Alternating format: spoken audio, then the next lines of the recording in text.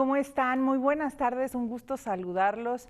Por supuesto, como todos los viernes, hablando de temas de interés para todos, porque hoy tenemos un tema que siempre es muy solicitado año con año y que de verdad siempre decimos es tan importante, dice Nacho, que no te agarre la muerte. Algo así, ¿no? Y como estamos justamente en el mes de septiembre, tenemos que hablar al respecto. Y no precisamente estamos hablando de temblores, porque pues ya es lo que también pasa en Sí, septiembre, sí. sino que septiembre es, desde hace unos 20 años, el mes del testamento.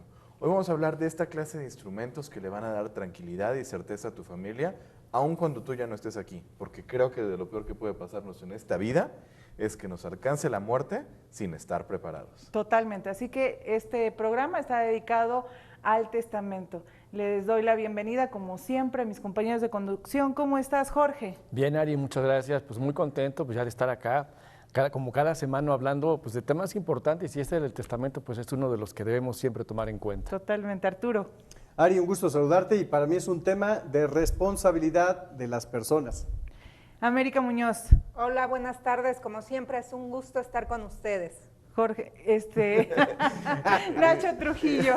Que viera tanta Ari, suerte. ¿qué tal? Qué gusto que estemos una vez más aquí, los 5 juntos, ¿no? Porque Así es, somos el team, el equipo más fantástico de esta área que a todos nos interesa, que es la educación financiera, por supuesto. Así que los invitamos a que nos sigan en nuestras redes sociales, nos pueden encontrar por todo lo que busquen en Impacto Económico. Estamos en Facebook, en Twitter, en Instagram, en TikTok, en fin, en todas las redes sociales, pero también nos pueden localizar por las redes, por supuesto, de nuestra benemérita Universidad Autónoma de Puebla a través del canal de televisión. Así que bueno, pues iniciamos, ¿no? Y también nos pueden ver por televisión. En el 118 de Megacable. O el 18.1 de televisión abierta. Así que no hay pretextos para que nos sigan por cualquier medio, ¿no? Y también ya que nos ven en diferentes partes del mundo a través de www.radioitv.buap.mx. Entonces vamos a dar inicio, Nacho, ¿cómo ves? Pues muy bien, porque sí, seguramente ya nos están esperando en muchas partes del mundo, empezando por Nayarit y llegando hasta Timbuktu. Eso, totalmente. Pues vamos contigo, Nacho, ¿qué nos traes preparado para pues este evento que quisiéramos que no sucediera, que es el hecho de que todos nos vamos a morir en esta tierra? Y entonces, pues uno de los actos más responsables, como dicen los compañeros, un acto de amor, pero a la vez jurídico, es el testamento. Así es, y creo que voy a repetir las palabras que nos enseñó nuestro muy querido amigo Alejandro Valderas, a quien le mando un gran saludo, que siempre nos ha acompañado con información a estos temas, ¿no? Porque creo que el punto inicial debería de ser entender qué es el testamento, ¿no? Es un acto, como bien dices, porque se manifiesta la voluntad de las personas y justamente es un acto que nos va a permitir heredar y darle toda la propiedad de nuestros bienes a las personas que nosotros deseamos que se les queden una vez que no estemos aquí. Resulta que, pues efectivamente, no vamos a durar para siempre y tarde que temprano nos vamos a ir. Y qué bendición que pues tenemos con instrumentos que nos van a permitir justamente darle tranquilidad a nuestra familia. El testamento es precisamente ese instrumento que de manera legal, de manera oficial, nos va a permitir hacer constarle a todo el mundo cómo queremos que se repartan nuestros bienes una vez que ya no estemos aquí. Bienes que tienen que ver como casas, carros, joyas, muebles, dinero de cuentas bancarias o algún instrumento de inversión. Todo eso, de alguna manera, yo voy a hacerlo plasmar en mi testamento y con él le voy a dar, pues, digámoslo así, un destino más que seguro en el momento de que yo ya no esté. Porque al fin y al cabo, pues tarde o temprano no vamos a seguir por este plano de existencia. Y cuántas historias no conocemos, Ari, compañeros, y todos ustedes también allá en casa. Sí, seguramente. Es más, sin ir más lejos, o sea, yo en propia casa, mi papá. Mi papá también. ¿No? Siendo personas que de alguna manera compartimos este mensaje, también muchas veces los hemos dicho, les hablamos desde la experiencia. Hay errores que nosotros hemos cometido y que no queremos que a ustedes les pasen. Y resulta que cuando una persona fallece y ya no se encuentra con nosotros y no tiene testamento, se vuelve profundamente complicado, porque no están claras las reglas, no están claras las maneras en las que se quieren que se disponga de los bienes. Y pues qué mejor que se pueda tener un instrumento como este para que el día de mañana todo ocurra de forma rápida, ágil, tranquila y que pues las personas que son importantes para ti no tengan que sufrirlo. De alguna manera está como esta costumbre y esta tendencia de creer que hacer un testamento es llamar a la muerte, ¿no? Invocarla y traerla al presente y pues de alguna manera es algo con lo que tenemos que luchar. Y al contrario, debería de ser, más bien, yo lo pensaría de esa forma, una regla de vida que tienes que hacer, ¿no? Es como estudiar el preescolar, la primaria, secundaria. Hay muchas ventajas, Jorge Durán, respecto al testamento. Así es, Ari. Pues mira, el testamento, más allá de ser un acto de responsabilidad, es un acto de amor, un acto que nos da muchísima seguridad y muchísima certeza que nuestros bienes, que nuestro último legado se va a cumplir como nosotros así lo decidimos. Muchísimas personas no hacen un testamento por lo que ustedes comentan, porque están llamando a la muerte. De la misma manera que un seguro de vida, las personas dicen, no, es que si yo compro un seguro de vida... me va a suceder algo. Me va a suceder algo. Sin embargo, pues es un acto de mucha responsabilidad. Lo único que hacemos cuando no hacemos un testamento, pues es dejamos problemas a las personas y dejamos problemas a nuestros hijos, generamos que haya situaciones y conflictos entre ellos, porque eso es lo que pasa, hay conflictos, porque nosotros bien o mal, a lo mejor queremos más a un hijo que al otro, le vamos a dar, como nosotros, ¿cómo se llama? Estamos convencidos que sea la mejor manera, ¿no? Sin embargo, pero así nosotros lo decidimos. Pero cuando nosotros no nos apegamos a este instrumento jurídico y que además de todo, en este mes de septiembre es mucho más económico hacerlo, pues siempre dejamos problemas. Entonces, yo creo que seamos muy responsables.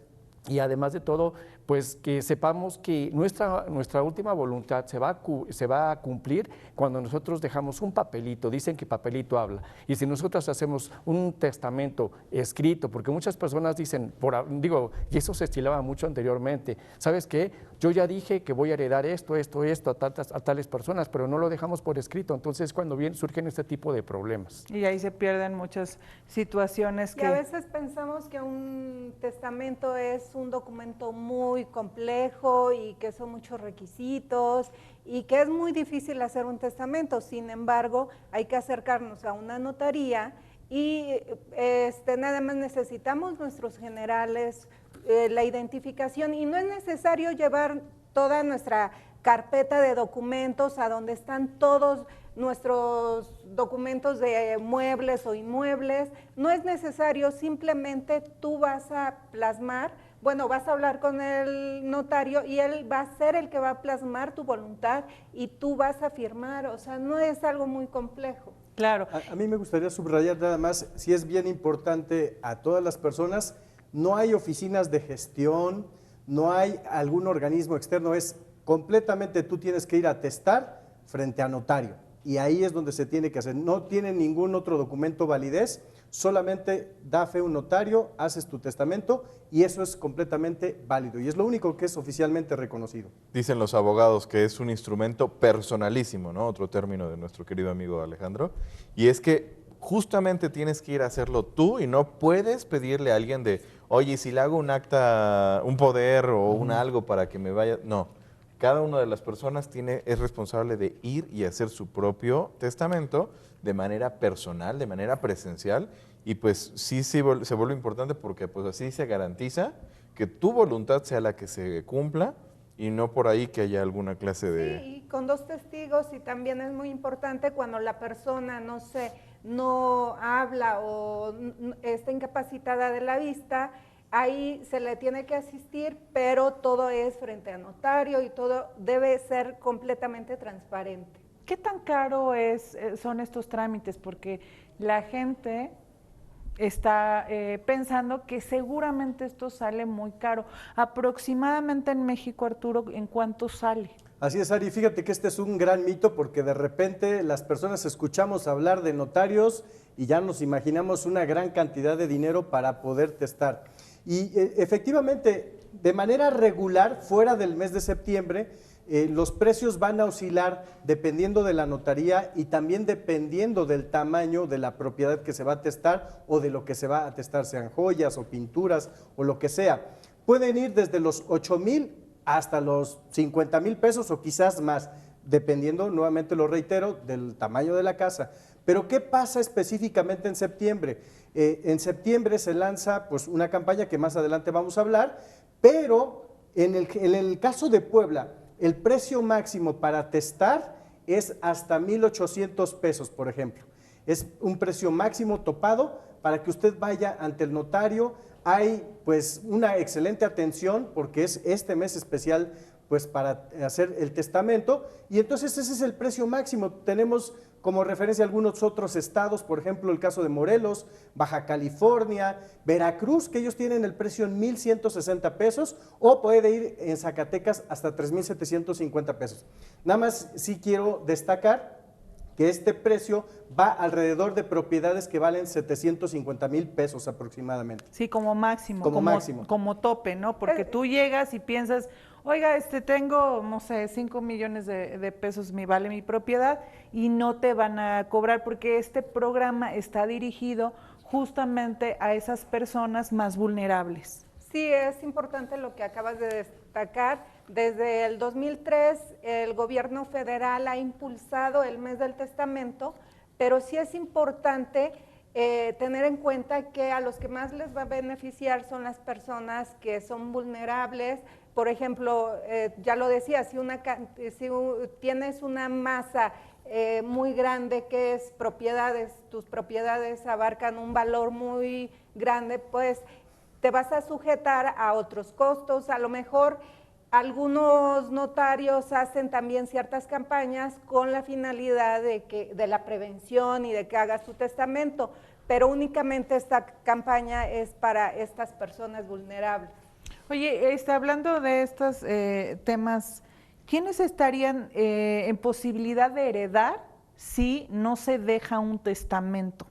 Sí, independientemente de que es mejor tener un testamento porque evitamos problemas y que y nos aseguramos de que nuestra voluntad se cumpla, también es muy importante saber que si nosotros no hacemos un testamento, los que tienen derecho a heredar son nuestros hijos, nuestro esposo o esposa, concubino o concubina y nuestros ascendientes, o sea, los padres. Ya después de eso siguen los familiares según la línea y tienen derecho a heredar hasta la 4ª generación.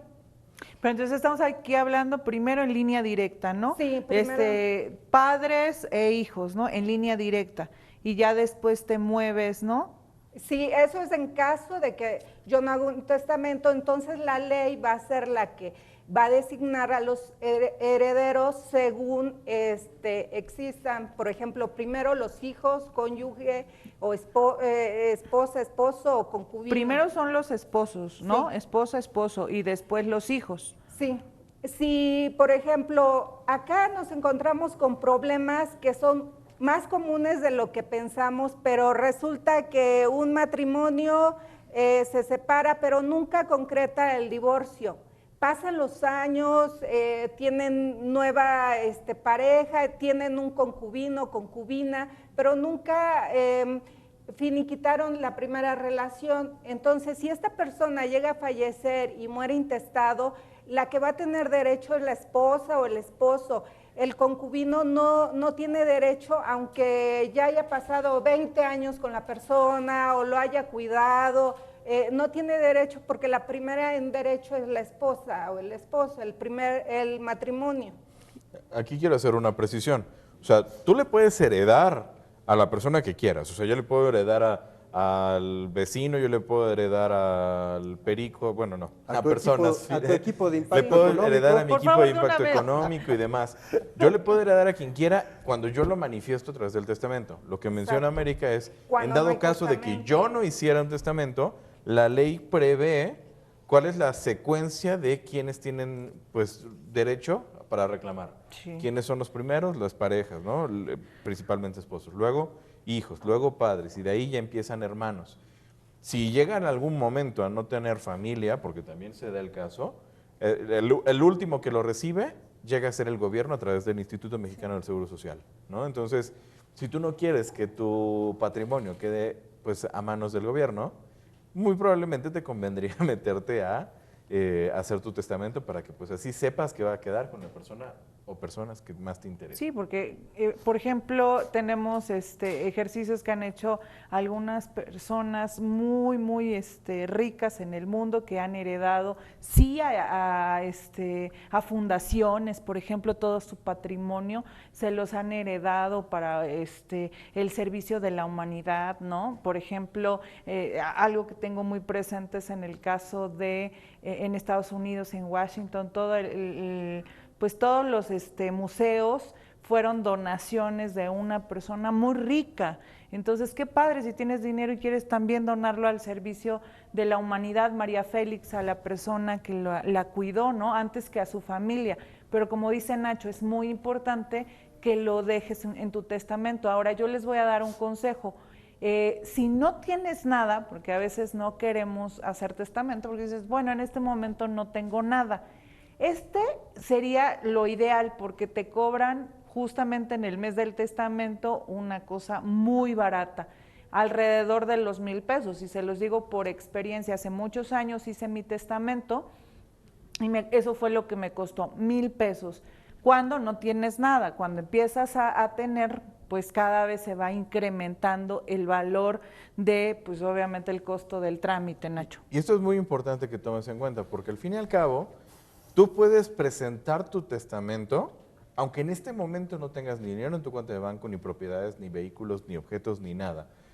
Simple y sencillamente, cuando te presentas con el notario, lo que vas a hacer y vas a decir, pues una línea por ahí me mencionará, mis bienes actuales y futuros se manejarán de la siguiente manera, serán propiedad o pasarán a propiedad de tal persona, pasarán a administración de tal gente o se repartirán en partes iguales entre tal y tal, o en tales porcentajes, ¿no? Pero mis bienes futuros también pueden entrar dentro de un testamento y como dices, es la mejor situación porque pues en este momento a lo mejor no lo tienes, tienes 20, 25 años, acabas de salir de la universidad y todavía no tienes un patrimonio armado, ahora es el momento, porque entonces todo lo que empieces a formar, pues algún día va a poder recaer ya sea a tu familia, a la que formes, de la que vienes, o a la persona que te interese, ¿no? Ahora, quiero precisar justamente esto que estamos comentando respecto a la edad para testar. Pensamos que es hasta los 18 años, pero ahora la ley ya te permite que sea antes de los 18 años. Por ejemplo, Jalisco y Michoacán son hasta los 18 años, pero por ejemplo, 14 años, fíjense, estados de la República que es a los 14 años, como Chihuahua, Coahuila, Puebla, Quintana Roo, Sinaloa, Tabasco, Tlaxcala y el resto a los 16 años. ¿Y por qué esta situación? Supongamos un niño que recibe una herencia de un abuelo y el abuelo, o sea, ya le va a dejar ese testamento, o el niño ya tiene una enfermedad terminal y él decide esa herencia del abuelo dejárselo a los padres o a quien él quiera, ya se puede hacer. Entonces esto está fantástico, Nacho. Y fantástico también porque es la respuesta a una situación que se da en la sociedad, que es que pues ya hoy por hoy no tienes que ser mayor de edad para tener tus propias cosas, o sea, significa que dentro de esto están respondiendo a niños que ya inician sus propios negocios, que ya empiezan a tener su propia forma de ser productivos, que ya empiezan a armar su patrimonio desde temprana edad. Y esto está buenísimo porque entonces la ley también está cubriendo este caso y me parece algo que incentiva a que la gente empiece lo más pronto posible a hacerse de sus cosas. La edad la marcan los códigos civiles de cada entidad federativa, que unas es a los 14, a los 16, y esto se debe a que anteriormente los niños o los jóvenes empezaban a trabajar desde esa edad. Entonces ya para esa edad ya son ya son unos adultos jurídicamente con personalidad para hacer este tipo de actos. Sí, legalmente está avalado, sin embargo, yo sí difiero un poco porque pongo en tela de juicio el criterio de un niño de 14 años. Quizás muchas veces a esa edad no se tiene ya el poder de decisión con un criterio completamente neutral y muy probablemente puede ser un niño inducido, ¿no? Que él, pues, en cierta forma lo orillen a generar un testamento que muy probablemente a lo mejor siendo ya adulto, teniendo otro criterio, pues tomaría otra decisión. Entonces, eso me parece un tanto delicado, sin embargo, es la parte legal, pero yo sí pondría, lo reitero, en tela de juicio el tema del criterio. Entiendo perfectamente que a esa edad ya están generando recursos, pero bueno, yo hoy lo analizo y digo, bueno, si a los 18 años muchas veces los adultos, los jóvenes toman ya decisiones, pero no con un criterio adecuado, prudente, bueno, ¿qué nos podemos esperar quizás de 14 años? Hablo de manera general, puede haber niños que tomen muy buenas decisiones, puede haber, bueno, adolescentes que no sea así. Y también hay adultos que toman y que tomamos pésimas decisiones. O sea, al fin y al cabo, o sea, creo que la inexperiencia o la corta edad no es un justificante para decir no merecen heredar. Porque, pues vamos, hay cualquier cantidad de adultos y no me van a dejar mentir ayer en casa.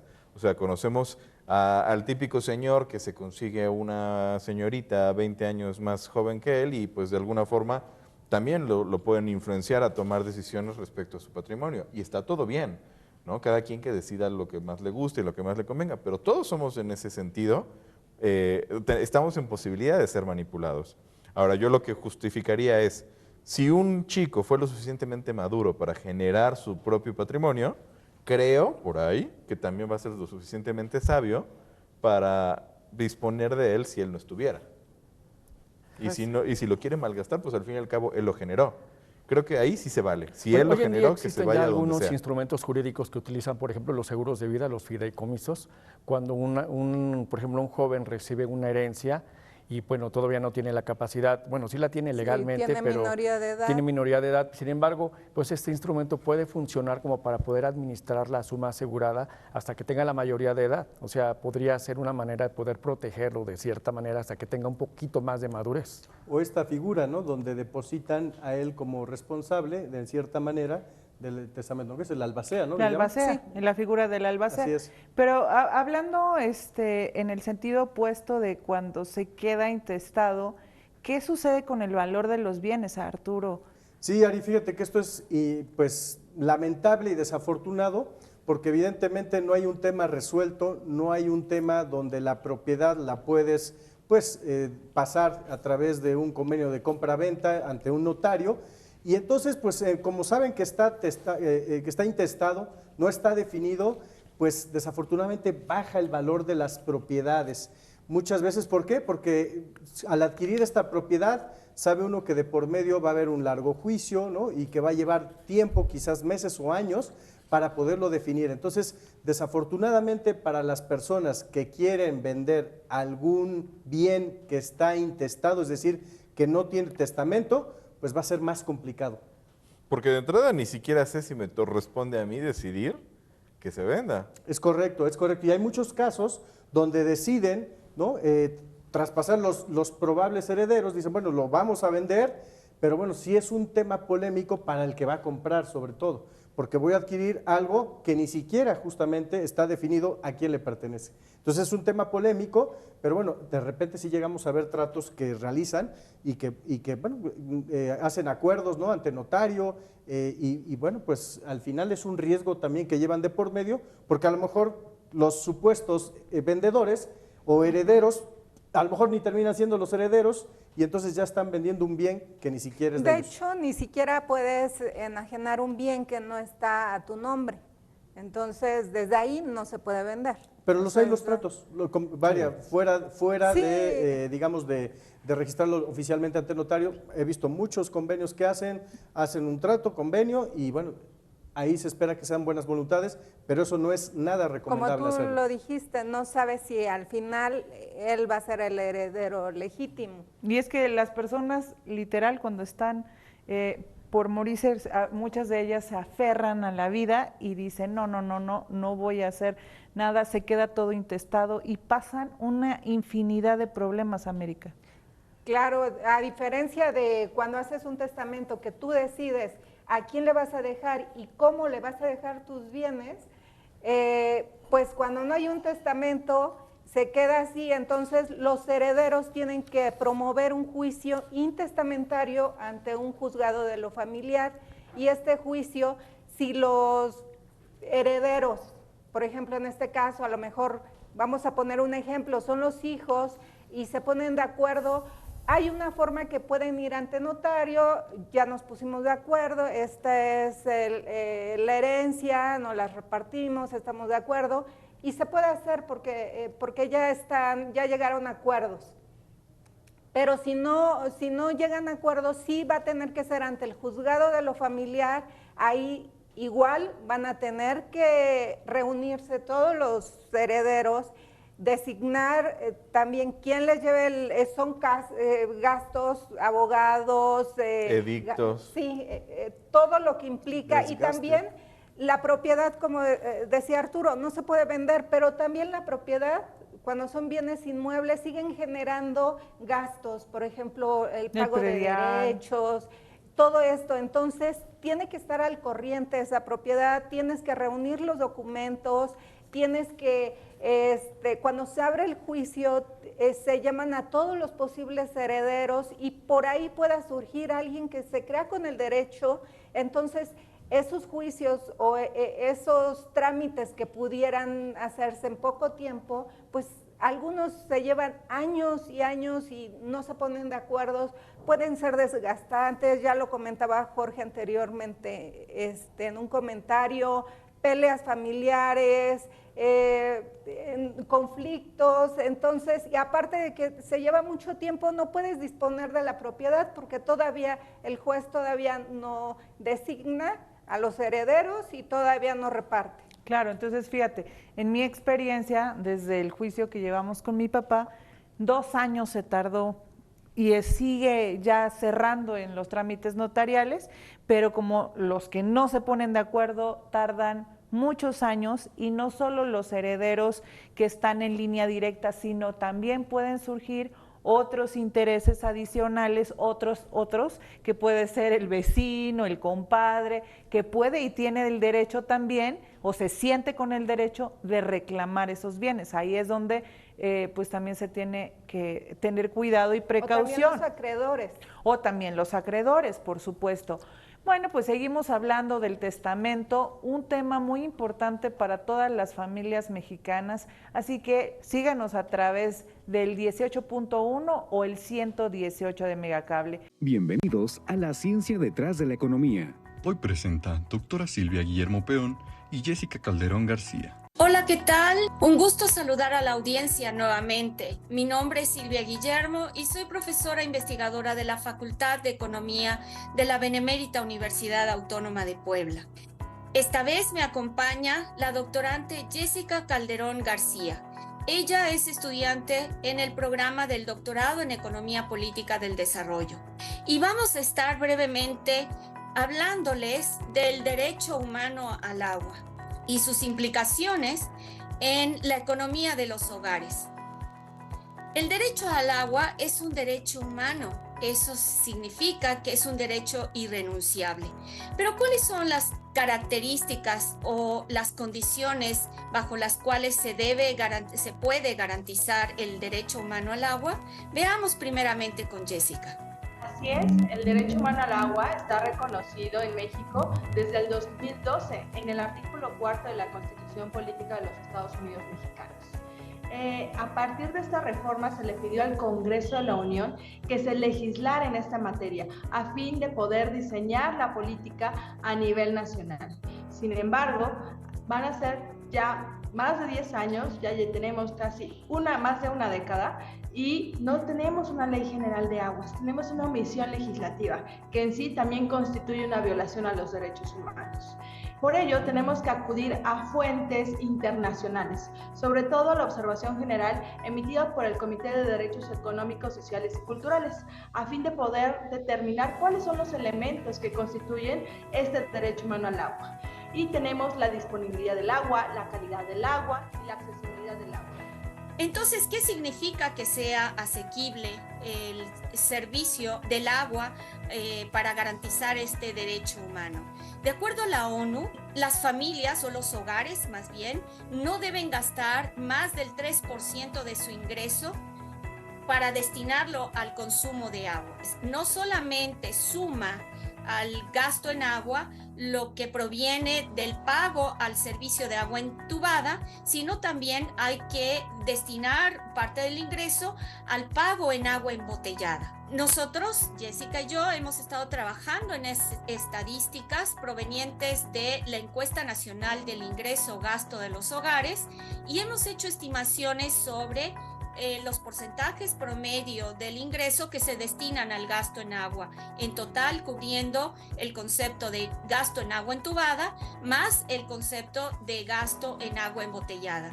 Las estimaciones a nivel nacional van de 2.5% hasta el 2.7%. Para el caso de Puebla, estos porcentajes son ligeramente más elevados. Y van del 2.7 al 2.9%.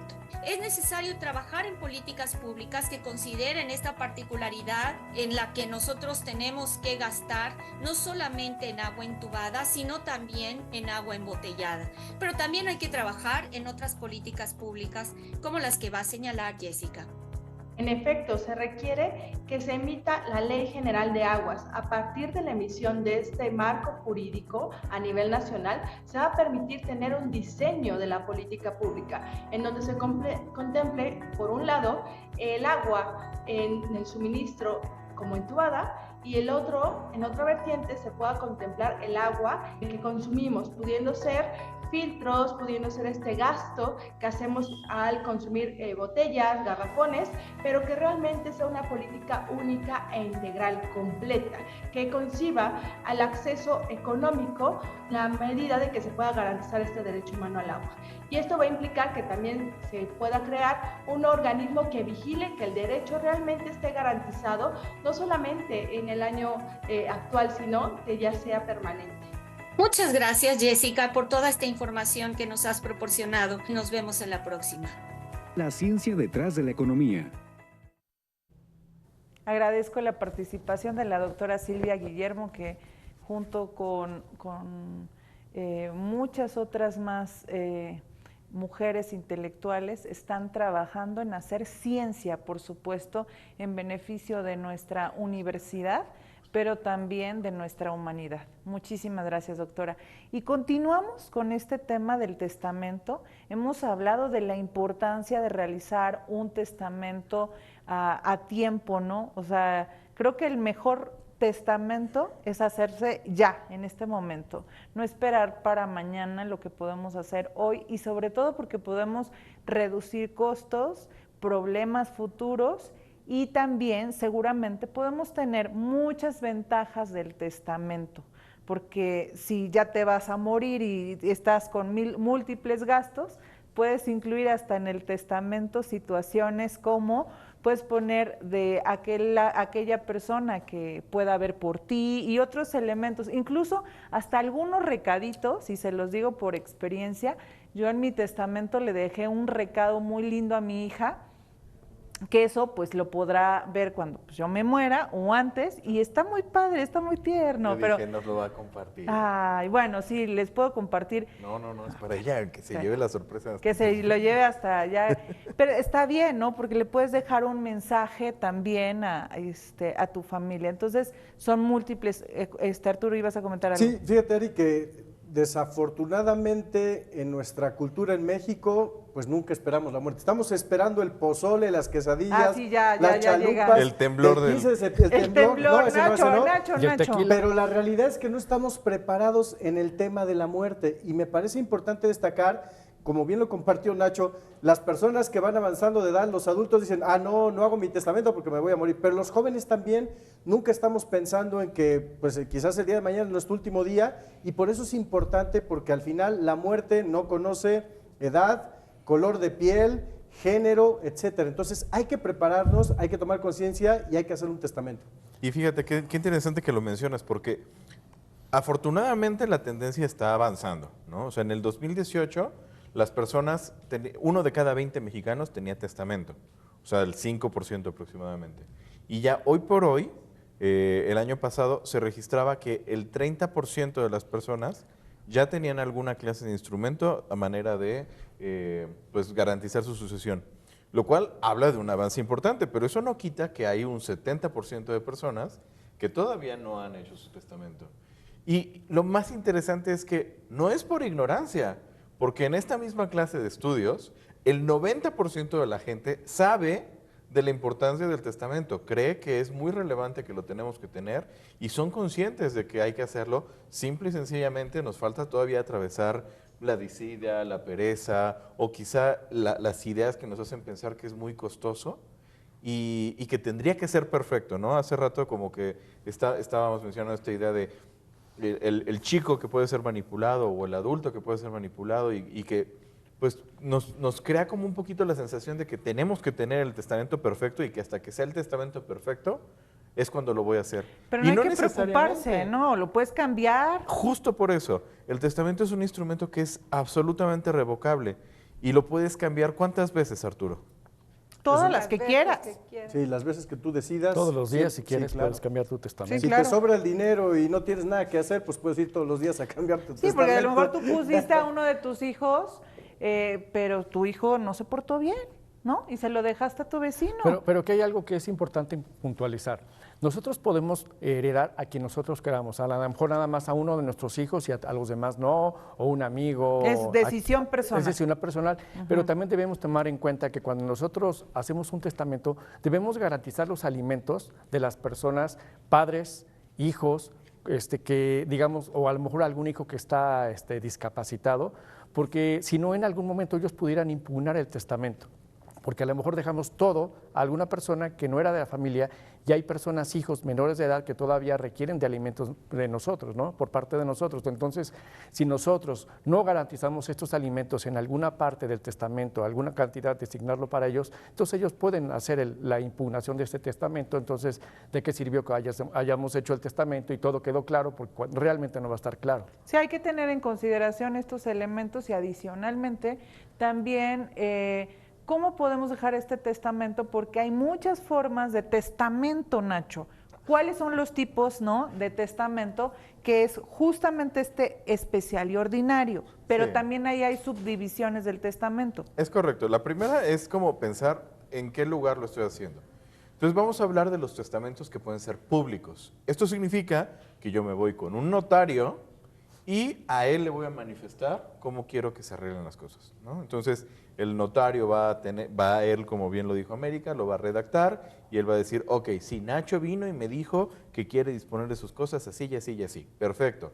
Eso ya es el público, ¿no? Porque está ante la fe de un funcionario público. Que ese es el testamento ordinario, porque estamos en otro caso, como son los especiales, que se da ante situaciones contingentes o especiales, como su nombre lo dice, donde hay lugares inusuales en los que se realiza, como puede ser, va en un barco y está a punto de morir y entonces es un testamento marítimo en el cual ahí se otorga la voluntad. Es correcto, y también así en esta clase de situaciones extremas están los testamentos militares, que tienen que ver con una persona o algún servidor o algún funcionario que se encuentra en alguna situación en donde pueda ser víctima de algún conflicto armado. Entonces también el militar puede funcionar, en donde, fíjate, pues ya no necesito del notario, para poder hacer esta clase de escritos, sino que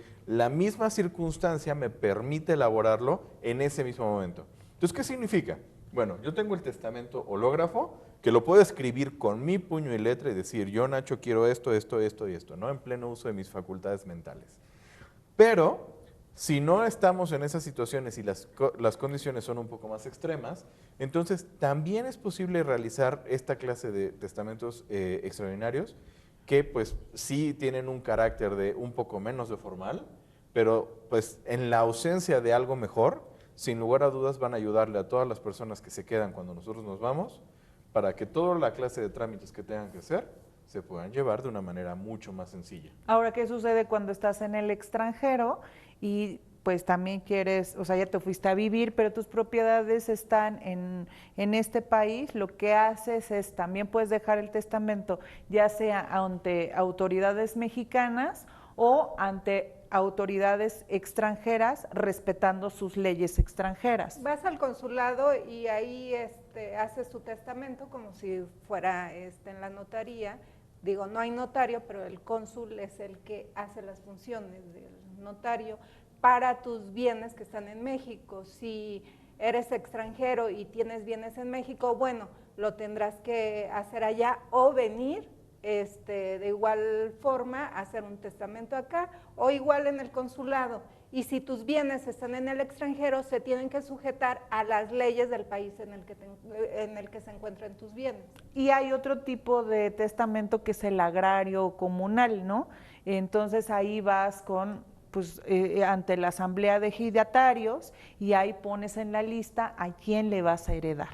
Sí, acá, por ejemplo, quería comentarles, por ejemplo, en el testamento tú puedes heredar tus bienes, puedes heredar tus deudas, tus muebles, o sea, no necesariamente propiedades, pero también heredas los derechos. Por ejemplo, ahorita que estás diciendo de los agrarios, por ejemplo, derechos ejidales o algún tipo de derechos con el que cuentes, o sea, también se pueden heredar.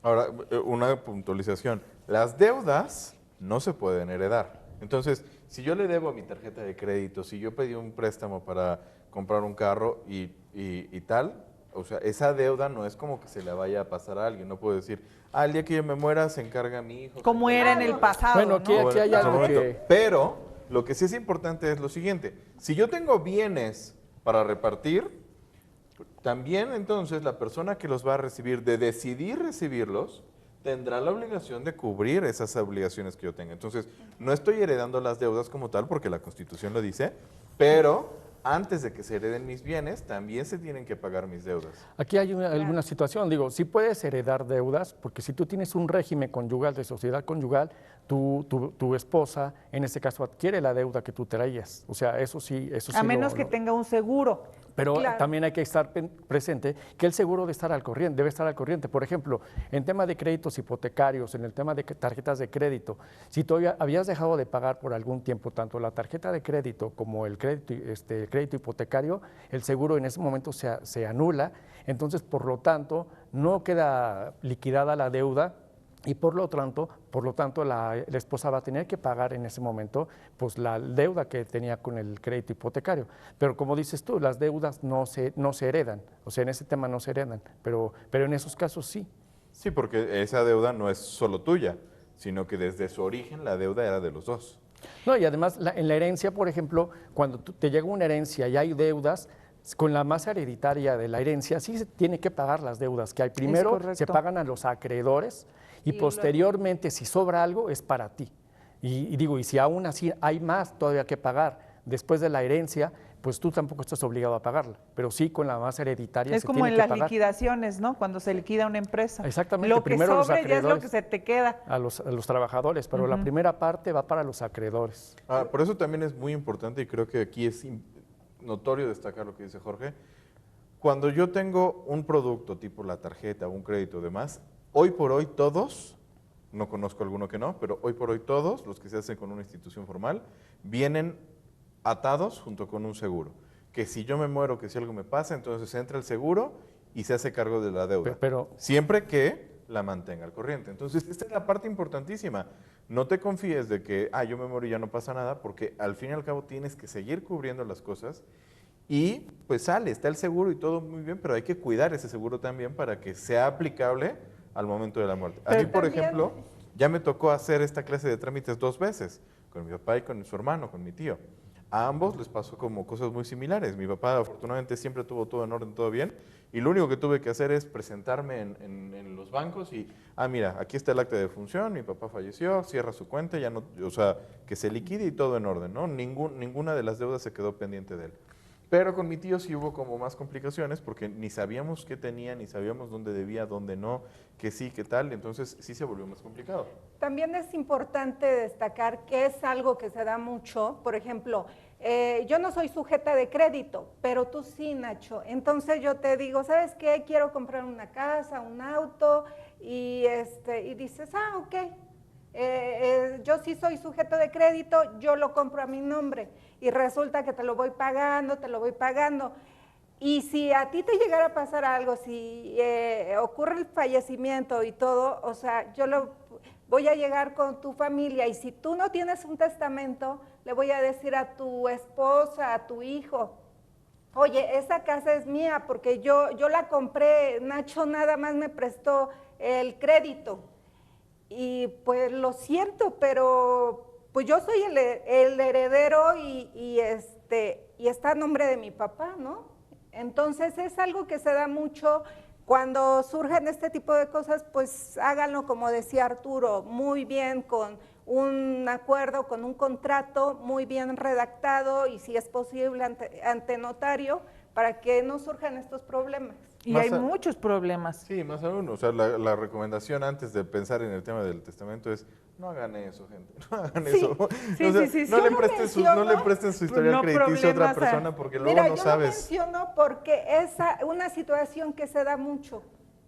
Es cierto. Desafortunadamente. Y otra situación. Y surge desde situaciones tan inocentes como, ay, préstame tu tarjeta para comprarme mi café, ¿no? Hoy en día ya es un delito porque caes en un tema de discrepancia fiscal, porque tú a lo mejor tienes la tarjeta de crédito, tienes el límite de crédito, pero tú no lo estás pagando, otra persona lo está pagando en tu nombre y tú entonces te está generando a ti un ingreso ante el SAT. ¿Por qué? Porque ¿de dónde sacas para pagar la tarjeta de crédito? Entonces ahí es cuando llegan los requerimientos y las multas, y sabes que tú has pagado durante 10 años, no sé, 50,000 pesos mensuales de tarjeta de crédito, no tenías ingresos y ahora me tienes que pagar el 30% de esos 50,000 mensuales que tú pagabas. Y quiero plantearles una situación que yo viví con una casa que adquirí con hipoteca.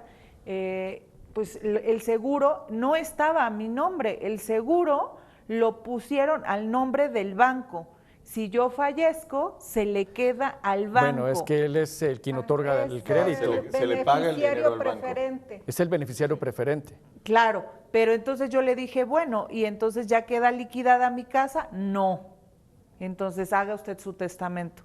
Por eso lo tuve también, una parte de eso, lo tuve que hacer. Entonces sí se le puede quedar a su familia, pero sí está respaldado con el testamento. A ver, el seguro sí se le va a la entidad que otorga el crédito. Claro. Ese sí es el beneficiario. No lo terminas de pagar. Exacto. La propiedad ya se le queda, luego esa entidad tendrá que emitir una constancia de no adeudo a tu beneficiario, a la persona que tú le heredas la casa para que entonces pueda liberar la hipoteca y demás trámites que se tienen que hacer. A mí me gustaría compartir en Impacto Económico Casos de la Vida Real en Testamento una situación en el tema empresarial.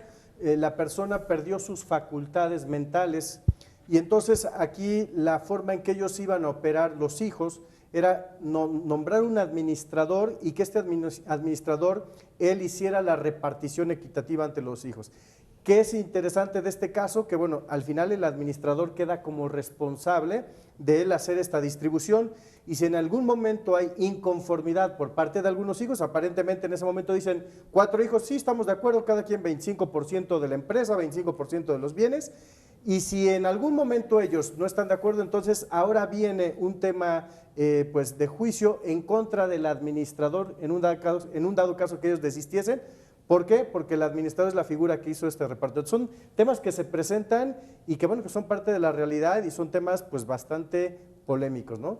Que esos casos de la vida real que dices son siempre, porque Nacho siempre también lo repite, nos pasan tantas cosas que no solo se los decimos desde el intelecto, sino también desde la praxis, ¿no? Entonces, ahora también habría que plantear ese hecho de pensar que el testamento no es lo mismo que la donación, Jorge. Así es, Ari.